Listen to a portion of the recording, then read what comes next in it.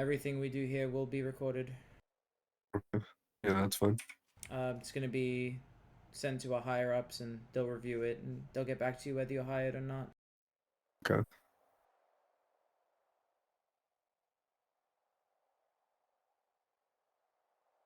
All right. Just the one on my just above my eyebrow. All right. All right. Shit. All right. Do you have the questions open?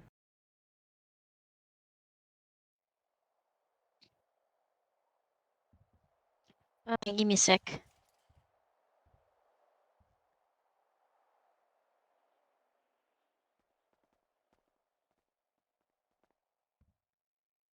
Yeah, I do.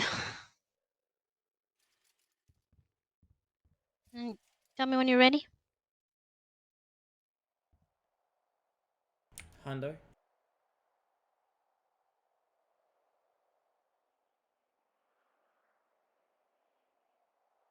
You ready to record? Everything okay?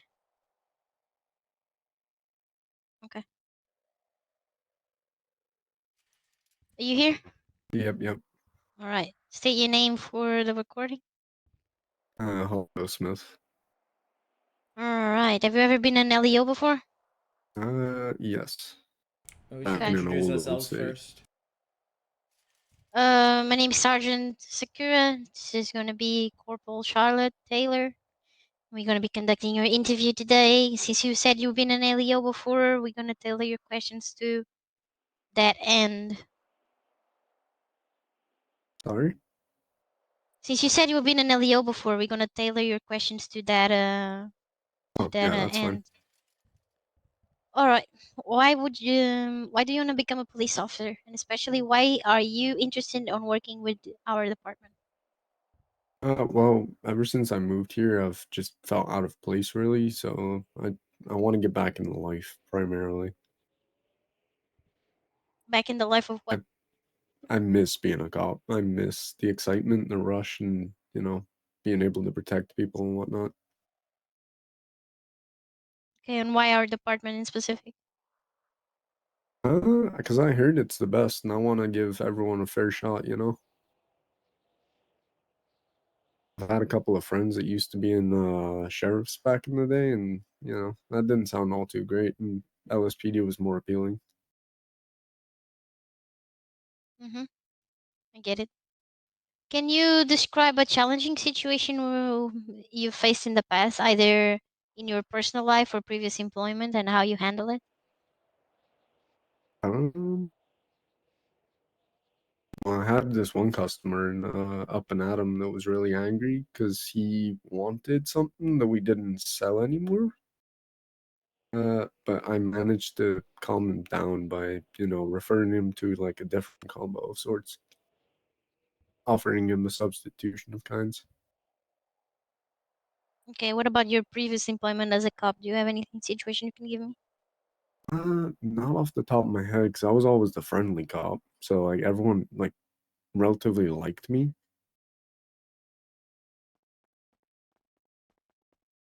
All right.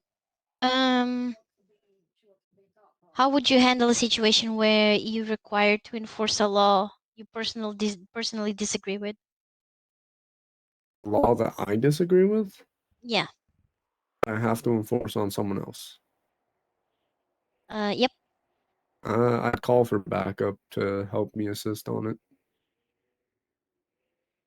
For if a I law wasn't you don't com agree with? for a law I don't agree with. Yeah. Oh, no, my personal thought is out the window. Like if it's a law, it's a law. I have to abide by it regardless, right? I mean, your interview is your thoughts. I'm just here to guide the interview.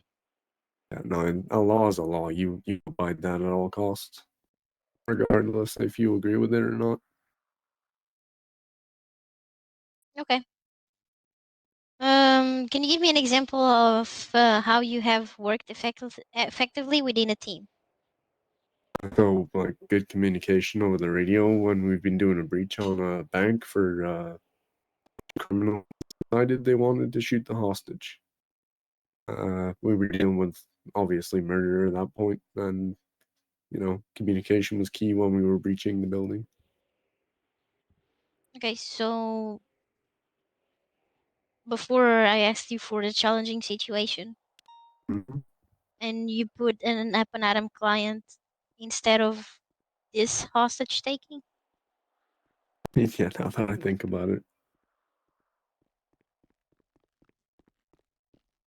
Remember, these Um, questions are being tailored to your previous law enforcement experience, so uh, try to Try and answer from the cater them back, perspective yeah. of a law enforcement agent or officer. I gotcha. right. How do you manage stress, especially in high pressure situations? I just go in with an open mind and, you know, try and take my time with whatever I'm doing, but do it seriously. I don't know, I don't really get stressed as much as I used to anyway.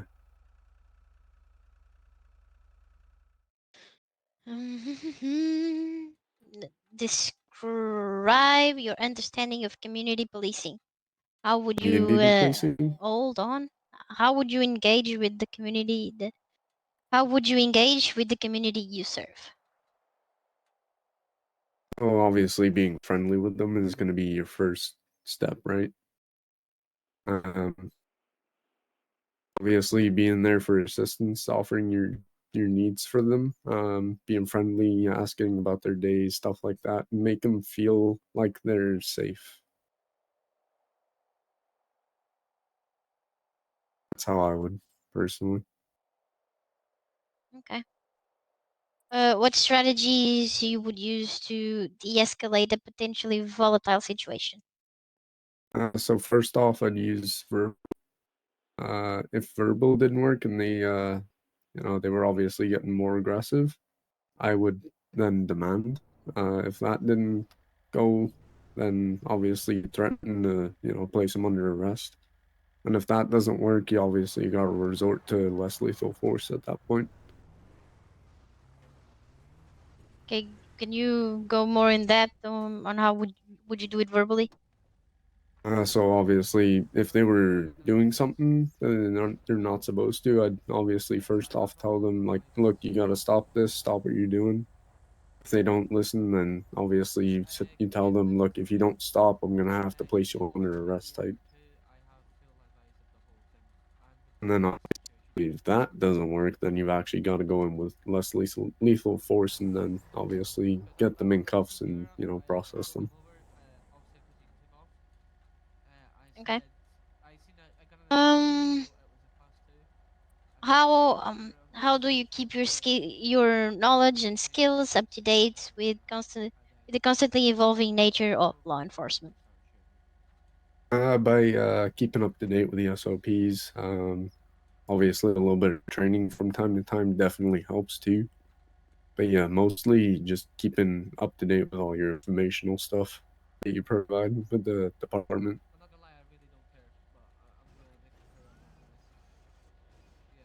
Have you ever faced an ethical dilemma, and how did you handle it? Me personally, I have not faced an ethical dilemma personally. Well, I guess you could actually, yeah. Um, so going back to that bank that I did a couple of years ago, I guess that was kind of an ethical decision, but obviously we have to think about what's best for everyone else, right? You got to think of the bigger picture rather than just one person. If you were given a scenario where you could save 10 people or save one person and those other people die, then you're going to take the majority every single time, right?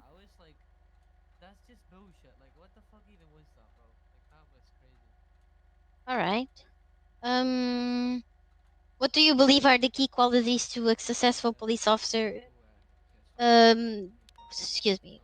That a successful police officer should have.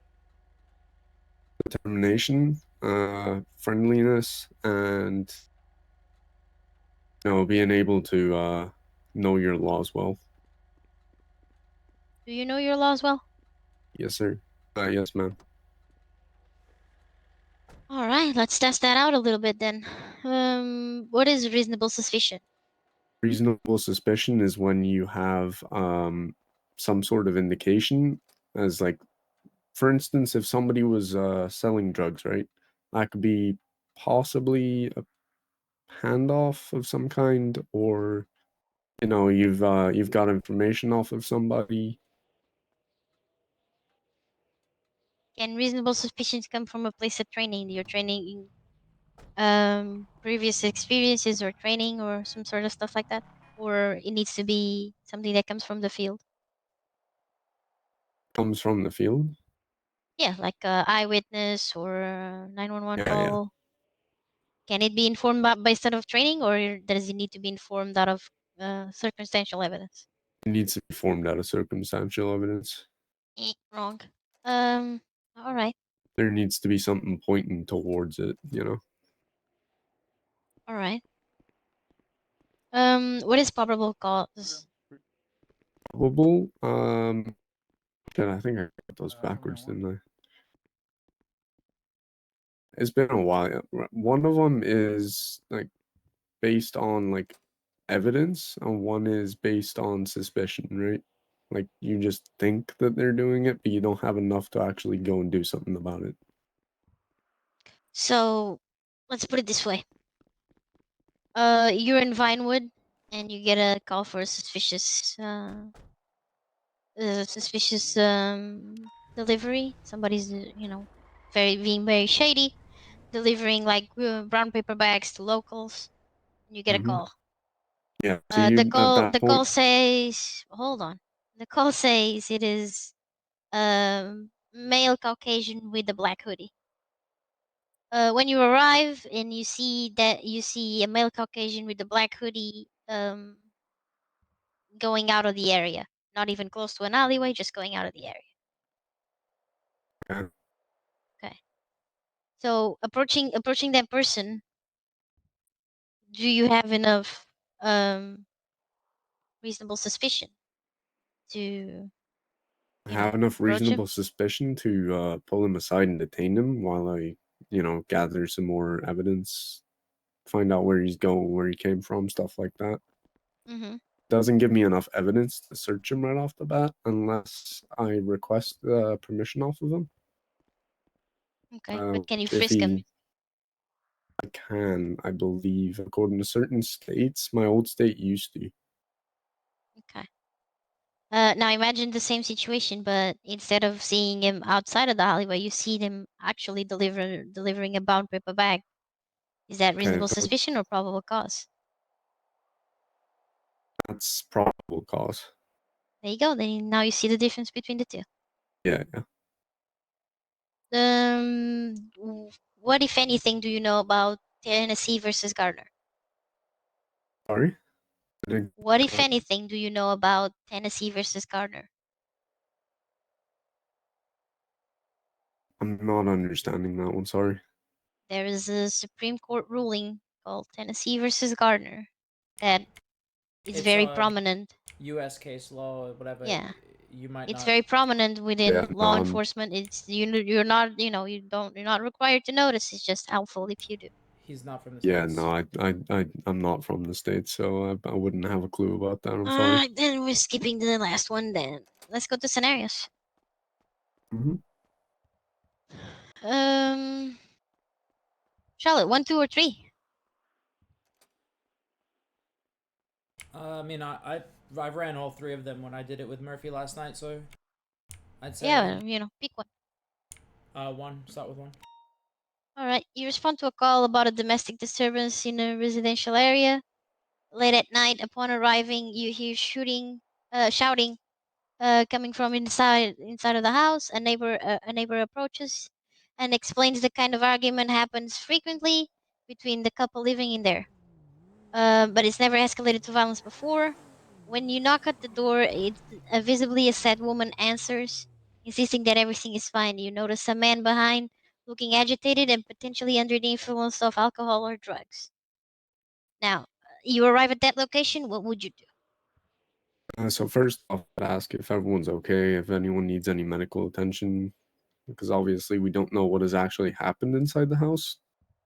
Mm-hmm. Upon that, I'm gonna check to see if either one of them would like to vacate the area and stay somewhere else for the night, just to let the tensions die down and whatnot. Um, Obviously, if there's been some sort of physical interaction, then both of them will be getting arrested, and then further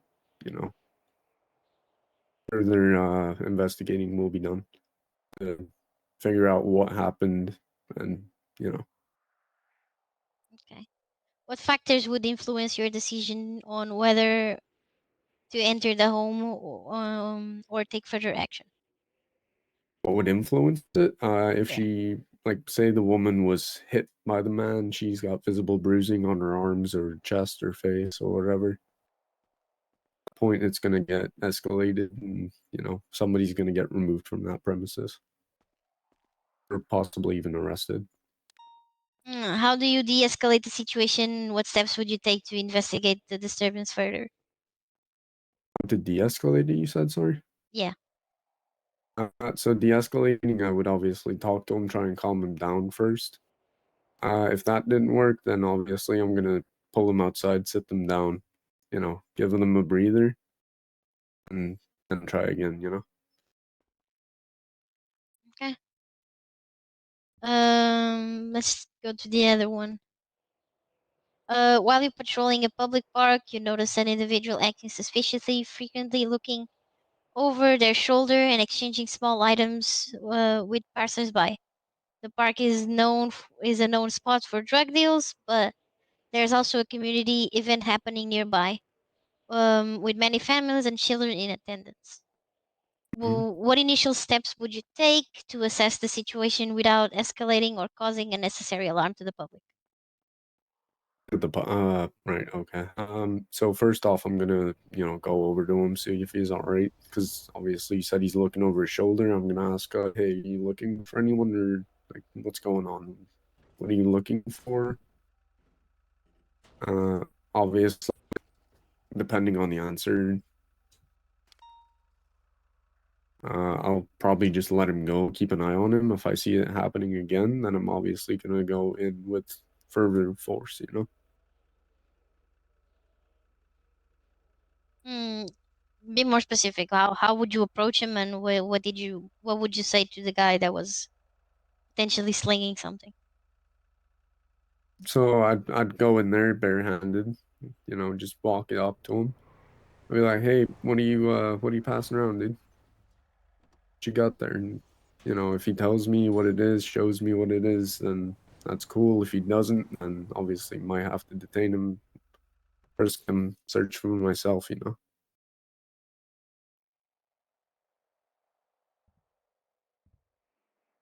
All right. If the individual refuses to cooperate and becomes confrontational, how would you handle the situation?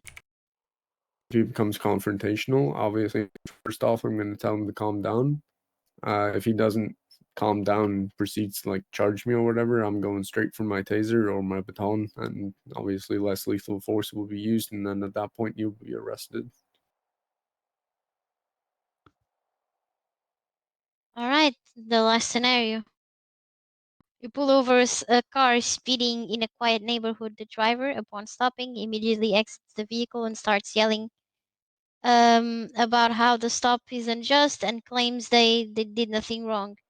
You notice that the driver appears to be extremely agitated and is not complying with your requests to stay calm and return to the vehicle.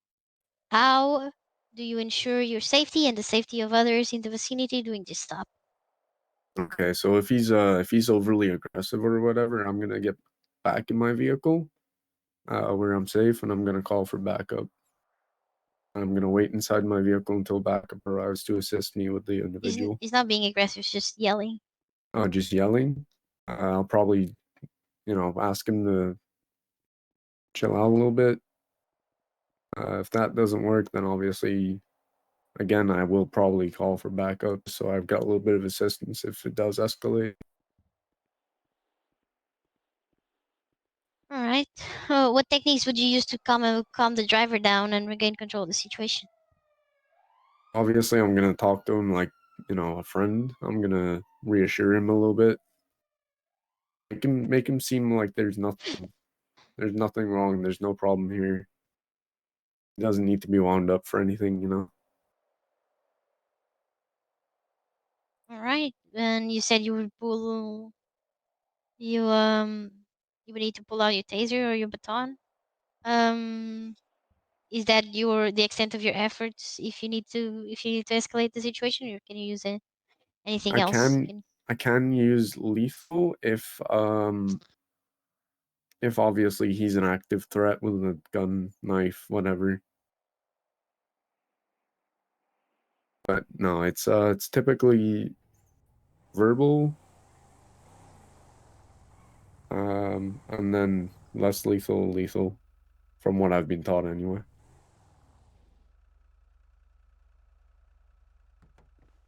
Right. Obviously, we did the RS&PC one. Just want to reinforce the scenario that we have here because it's a little bit more in depth. Okay. Okay. During your night shift, you observe a vehicle with out-of-state plates driving slowly through a neighborhood known for high drug activity. The vehicle hmm matches the description of one of the reported recent bulletin regarding a possible drug trafficking. It's late at night. Excuse me, sorry, I had a mental cat just become a nuisance. Okay. Um, it's late at night and the vehicle is making frequent stops, but no one is seen entering or leaving the vehicle. The vehicle The vehicle during the stops, as you observe from a distance, the driver occasionally turns off the car lights and proceeds after a few minutes, appearing to try and avoid drawing attention. Did you get that, or was that too confusing for you? That was a little confusing. Okay, so I'm gonna dumb it down, and my reading skills were not up to par in that one. I'm sorry. No, you're fine. So you see a car in a very quiet neighborhood, but it's known for drug activity. Matches the description of a vehicle that's marked on your MDT for a possible drug trafficking vehicle. Okay. It's very late at night, and the vehicle keeps making frequent stops in front of houses, but you don't see anybody entering or leaving the vehicle during the stops. The only thing you see is the driver occasionally turns the lights and turns the car off and proceeds after a few minutes. He seems like he's trying to avoid any suspicion. Okay. So if the vehicle is going to be flagged in our MDT, I'm going to immediately pull that vehicle over and immediately call for backup. Because if it's flagged as, a possible drug trafficking vehicle, then I want backup on confrontation. Okay, so based on your reasonable suspicion, how would you approach the situation? Obviously, you already semi-answered that. How would I approach this situation? What if I had Yeah. backup or if I didn't have backup? No. Disregarding all of that, just how would you approach the situation based on reasonable suspicion? What are your signs of reasonable suspicion in this scenario? So my reasonable suspicion would be one, the vehicle is flagged. Two, he is being very, very shady, as in like pulling off, parking the car up, turning the engine off, looking like he's, trying to avoid something. Okay, and what would be one action that he could do that elevates this from a reasonable suspicion to a probable cause?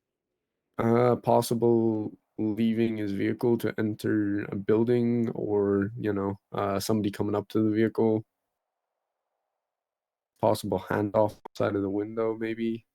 All right. So, if you decide to initiate a traffic stop, describe how would you conduct the traffic stop and interact with the occupants of the vehicle.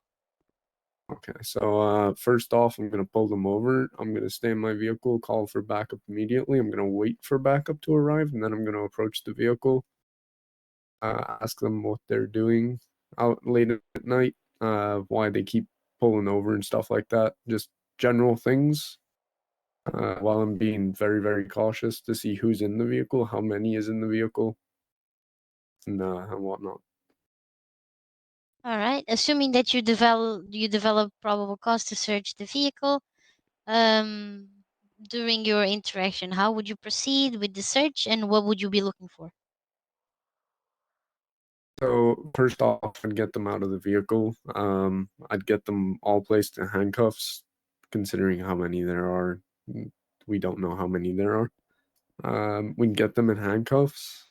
Then obviously we'd search the vehicle. We'd search it for any possible guns, drugs, anything like that that could be smuggled or, sold to somebody. So, any illegal items we'd be searching for. Okay.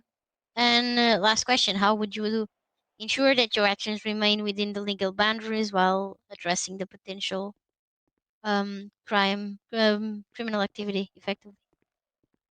How would I make sure we Yeah. stay legal? How do you make sure that you don't break any of their rights? Oh, we Mirandarize them.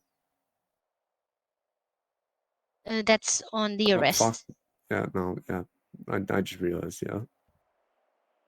Um, Come on, all I need you to say is through yeah, training my and mind's drawing a blank experience. to that one.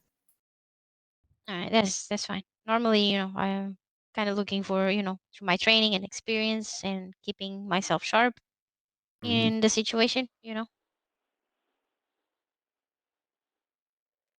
But yeah, that's it.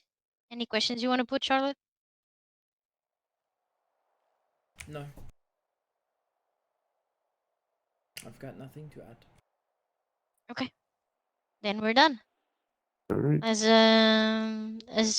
she said, this is gonna go through our command and FTO board, and they all gonna vote, and you should be having your answer in about 2 or 3 days.